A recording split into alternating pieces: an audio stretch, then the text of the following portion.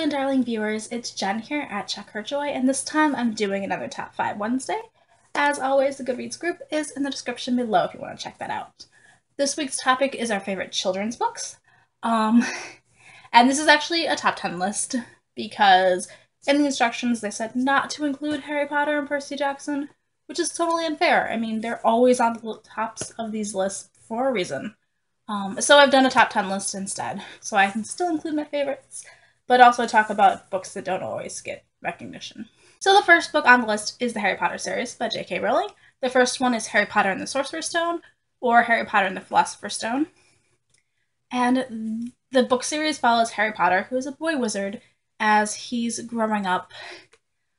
The entire world is so well thought out and developed, and just I want to know everything about this world. Like, every character is intriguing and interesting, and every place and every object they have even. Seriously love this world. It is really amazing and totally worth all the hype and attention it gets. Next on my list is the Percy Jackson series by Riordan, and the first book in that series is The Lightning Thief. These follow Percy Jackson as he discovers that his dad is actually Poseidon, and Percy is a demigod, and he has these powers, and he goes to this camp where he is surrounded by other people who are either mythological Greek animals, like his best friend Grover, who is a satyr, or other demigods, like his other best friend Annabeth, who is the daughter of Athena. I love how well this world is developed, and the adventures they have, and the quests, and it's all rooted in Greek mythology, but it's also very much our world in modern day life. So I've also picked A Series of Unfortunate Events by Lemony Snicket. The first book in that series is The Bad Beginning. These books follow the Baudelaire orphans, Violet, Kraus, and Sunny, as their parents die, and they are shuffled around from horrible living situation to another horrible living situation. And the entire time they are trying to survive and keep their wits about them and stick together, but also there's this mystery behind how their parents actually died. And the entire book series is narrated by this character, Lemony Snicket, and also part of this book is trying to figure out who Lemony Snicket is and what his relationship to the Baudelaires is and why he's so interested in them. I just love the entire way that this series is narrated, and it's quirky and definitely darker than normal children's books without being like too horribly frightening. I love the entire style of the series. I also really adore the How to Train Your Dragon series by Cressida Cowell. These follow Hiccup, who is a young Viking. He's actually the son of the tribe chief, but Hiccup is not your typical Viking. He is scrawny and he's much more book smart, so he has a different skill set. And in this series, he develops this bond with this baby dragon called Toothless, and he and Toothless go on all these adventures where Hiccup becomes a hero the hard way. I really love these adventures. This book series is definitely different than the movies. Toothless is a little baby. He's so cute, and he literally doesn't have any teeth. So book Toothless and movie Toothless are not the same. I love all their swashbuckling pirate Viking adventures, and it's a lot of fun. I've also picked Madigan, Ghost in the Hat-Box by Frank Beddor and Adrienne Kress. This series, the Madigan series, are J-fiction novels, but they're a prequel to the adult series, The Looking Glass Wars. And this is basically if Hogwarts were in Wonderland. So this is a reimagining of Wonderland from the Alice in Wonderland stories.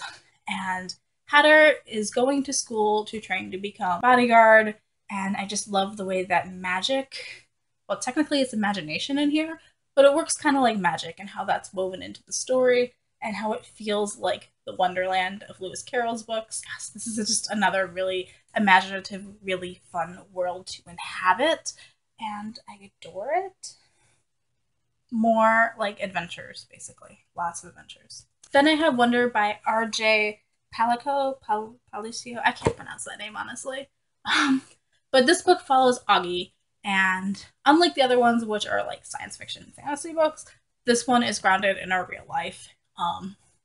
So Augie has this facial deformity, and he's been having all these operations, so he's never got to go to school before. And now he's about to start 5th grade, and he's like, I'm well enough, please let me go to school. but he still looks so different than everybody else. And so this book follows his journey as he starts school for the first time and how people react to him when they first see him, and how his parents treat him. And I think it's a really important book about learning to get to know somebody and not just judging people by appearances, and the type of courage that Augie has to have also to volunteer to go to school and want to do that. I also picked George by Alex Gino. This is another contemporary novel, and it focuses on George, who is, I think she's in 5th grade, but she was born a boy, and everybody who sees her thinks that she's a boy, but George knows deep down that she's really a girl. And when their class decides to do Charlotte's Web as their school play, George really wants to play Charlotte, and her teacher tells her that she can't because she's not a girl. And this book is George's journey trying to get other people to see her for how she feels like she is inside. It was actually another really fun book about a really difficult topic. Then I've also picked Under the Egg by Lord Marx Fitzgerald. This is a children's mystery with like an art focus on it, an art mystery. So in this book we have Theo, who's I think 13 or 14, maybe 15. She's a young teenager basically, and her grandfather has been supporting her family, and he dies, and his last words to Theo are the clues under the egg and treasure. And because Theo and her mom don't have a lot of money and her mom's not working, treasure sounds like a really good thing right now. And Theo goes through this journey trying to figure out what under the egg means, and it involves a lot of art history, and I super love this book a lot. I've also picked Basil of Baker Street by Eve Titus. This is the basis for the Disney movie The Great Mouse Detective, and Basil is a mouse, and he lives in Sherlock Holmes' house, like in the cellar, I think, and Basil has been studying all of Sherlock Holmes' detective techniques. And when 2 twins, Agatha and Angela, go missing, Basil uses his detective skills to hunt down what happened to these twins. So I love it.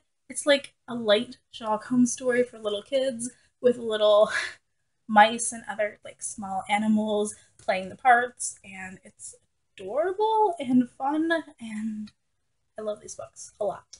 And my final pick is Charlie and the Chocolate Factory by Roald Dahl. This is my favorite Roald Dahl book. So in this book, Charlie Bucket is poor, and he lives with his family in this small, cramped house. And one day he finds the golden ticket that wins him a tour of Willy Wonka's chocolate factory. And all these crazy, zany things happen in the chocolate factory. Not all of it's good. Like, people start going missing and getting injured. But I love the whole concept of winning a chocolate factory, basically. It just totally captured my imagination as a child. And yes, that's why it's my favorite. Basically, I really love chocolate, I think is why. Matilda is also a really good book, but I love this one more. So those were my top 10 picks for children's books. Let me know in the comments below what your favorites are. Obviously, this is not a complete list. There are tons of other children's books that I absolutely adore.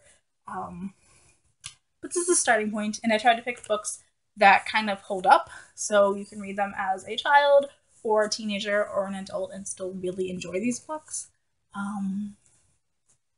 Yeah. So let me know in the comments below what your picks would be, and if you agree or disagree with any of these being amazing, I guess. So peace out, I love you guys, and keep reading. Bye!